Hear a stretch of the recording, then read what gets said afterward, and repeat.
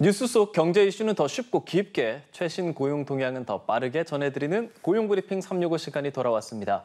오늘 김장현 기자와 함께합니다. 안녕하세요. 안녕하세요. 네, 오늘은 어떤 소식 가지고 오셨는지요? 네, 신의 직장이라고 불리는 곳이 있습니다. 이런 곳이라고 하면 금융 공기업을 빼놓을 수가 없겠죠. 뭐 질투도 상당히 많이 나는데 연봉도 엄청 높다 그러고, 그래서 제 주변에 본인 회사 다니면서도 금융공기업 가려고 따로 준비하고 있는 그런 친구들도 엄청 많거든요. 네, 그 말씀하신 대로입니다. 네, 신용보증기금과 예금보험공사 등이 이제 대표적으로 이제 신의 직장이라고 불리는 금융공기업들인데요. 모두 이런 이제 금융공기업들은 공적 자금을 지원받고 각종 지원 또한 대기업을 능가하는 수준이라 그만큼 경쟁률도 치열한 곳인데요.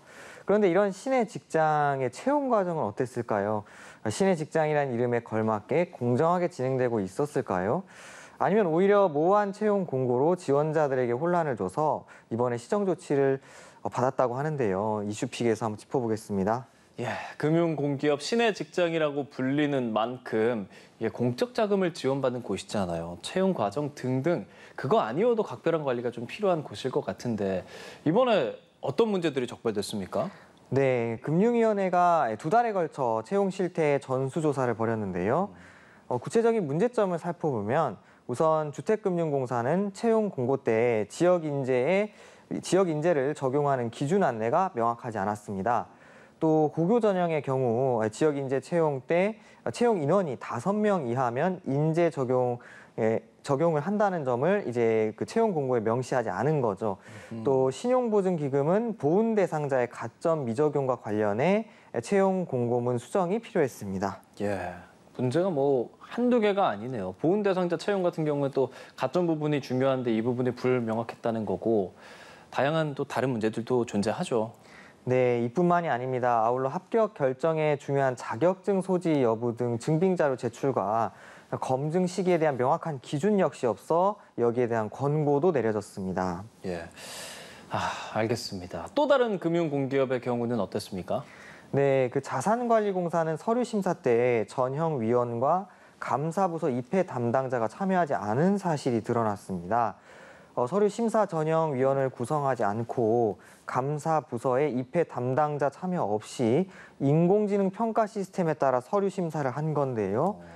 서민금융진흥원도 채용 절차의 전체 세부 과정에 감사부서가 입회 담당자로 참여해야 하지만 필기 전형 채점 과정에서 채용부서 담당자만 참여한 것으로 확인됐습니다. 또 예금보험공사의 경우 우대사항 인정 기준이 불투명했습니다. 이게 제가 아까 전에도 말씀드렸잖아요. 뭐 직장을 다니면서까지 금융공기업 가려고 정말 노력하시는 분들이 많은데 이렇게 가점 기준도 불명확하고 담당자 없이 서류 심사를 진행하고, 좀 적발 내용을 보니까 전반적으로 채용 관리가 부실했다는 내용도 들고, 준비하시는 분들 입장에서 되게 답답할 것 같거든요. 후속 조치 좀 어떻게 내려졌습니까? 네, 채용과 인사가 가장 중요한데 대부분 권고 또는 개선 요구에 그쳤는데요. 금융위원회는 자산관리공사와 주택금융공사 그리고 서민금융진흥원엔 개선 요구를, 또 예금보험공사엔 권고, 신용보증기금엔 개선 요구와 권고를 함께 했습니다. 단 1점, 2점이 당락을 가르는데 그 대상자의 보훈 가점과 인재 적용 기준이 다르다는 건 큰 문제인데도 사실상 솜방망이 처벌이 아니냐고 볼 수 있는 대목입니다. 이 선망의 직업으로 꼽히는, 직장으로 꼽히는 금융공기업 업계에서는 사실 이게 과거부터 좀 깜깜이 채용이 이루어지는 것 아니냐라는 지적이 예전부터 좀 있었다고요? 네, 그 금융위원회가 이제 상세한 내용을 밝히지는 않아서 뭐 사건의 전모를 다 알 수는 없지만 해당 업계에서는 오래전부터 깜깜이 채용부터 깜깜이 찬스 등 뭐 이런저런 말이 많았습니다. 요약하자면 아는 사람만 알게끔 또 끼리끼리 서로 챙겨주는 채용 구조란 말까지 나올 만큼 이런 채용 구조가 실제로 있었다는 건데요. 최근 선거관리위원회 채용에서 아빠 기회와 형님 찬스를 쓰는 게 꽤 오랫동안 통했다는 것과 비슷한 맥락으로 볼 수 있을 것 같습니다. 금융위가 적발된 금융공기업들을 샅샅이 살펴본다고 하니까 좀 더 결과를 보겠습니다. 네. 예, 공기업인 만큼 아니 공기업이 아니어도 이렇게 투명한 채용 공고 절차 기본 중에 기본일 텐데 또 많은 분들이 이곳에서 화를 내는 건 공적 자금을 받는다는 것도 그렇고 그걸 통해서 연봉, 혜택 이런 것도 좀 많이 받는다는 것 때문에 더 문제가 되는 거 아니겠습니까? 네, 그 신용보증기금의 경우 지난해 일반 정규직의 평균 연봉이 9,055만 원이었고요. 연봉이 9천만 원이 넘는다고요? 예, 이 가운데 남성 직원은 1억 159만 원이었습니다. 예금보험공사도 일반 정규직의 평균 연봉이 9,394만 원에 남성 직원은 1억 162만 원에 달했습니다. 자산관리공사나 주택금융공사 역시 비슷한 수준입니다. 공기업 중에서도 금융공기업이 가장 연봉도 높고 안정적인 직장이라 대졸 청년들의 관심이 높은 만큼 투명한 채용 공고와 절차가 꼭 필요한 부분인데도 이렇게 부실하게 진행되고 있는 겁니다. 예. 이런 채용 과정 불투명하다라는 문제 외에도 거기 들어가면 사내 대출도 좀 잘 받을 수 있어라는 말도 있던데 사실 이게 또 방만하게 운영된 게 논란이 됐었죠. 네, 신용보증기금과 기술보증기금 등 18곳에 대출한 돈은 7천만 원입니다. 네. 이것도 꽤 많은데 여기에 6천만 원을 더 얹어서 주택자금을 빌려줬다가 이번에 적발이 됐는데요. 시중금리보다 턱없이 낮은 금리를 적용해 저리로 돈을 빌려준 곳도 한국산업은행과 부동산원 등 21곳이나 됩니다. 공공기관 사내대출 금리는 은행 가계자금 대출 금리보다 낮으면 안 되지만 어쩌면 반칙까지 하면서 이런 대출을 자꾸 해준 것이 드러났고요.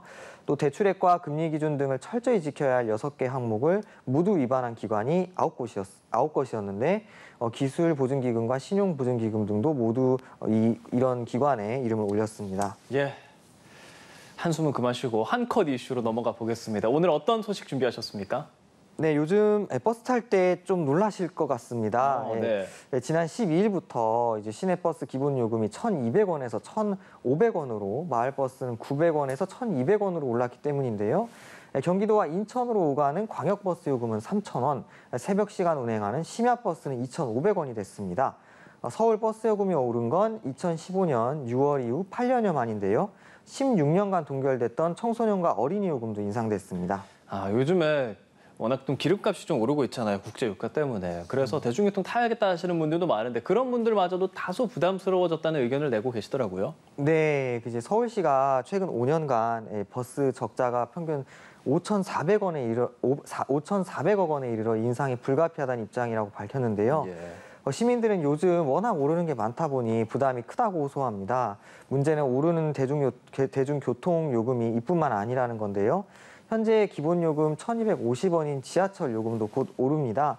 오는 10월 7일부터 기본요금이 1,400원으로 오르고 내년 하반기 중에 1,550원까지 인상됩니다.